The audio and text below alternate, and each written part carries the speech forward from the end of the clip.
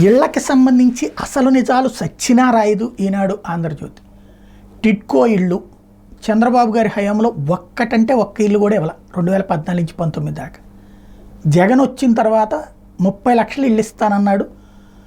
19 లక్షల ఇళ్లకు సంబంధించినటువంటిదేమో ఏది కన్స్ట్రక్షన్స్కి ఓకే చేశారు. మరో 11 లక్షల ఇళ్లకి సంబంధించి పట్టాలు అవి ఇచ్చూరుకున్నారు. ఇళ్ల కన్స్ట్రక్షన్ అయితే 9 లక్షలు పూర్తయినాయి.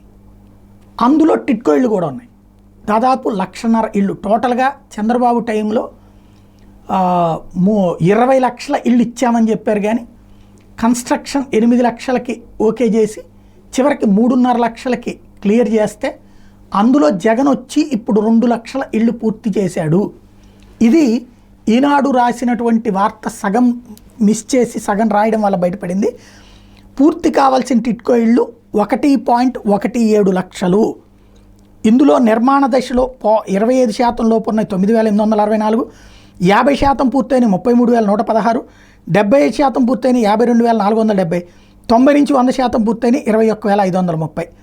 అంటే ఇవి పూర్తి కావాల్సినటువంటిది 1,10,000 అంటే మిగతాది పూర్తి చేసిన 2 లక్షలు. ఎందుకంటే 3.5 లక్షల దాకా అప్పుడు కన్స్ట్రక్షన్ బిగిన్ చేశారు కాబట్టి 2 లక్షలు ఇచ్చేసినట్టు అనమాట.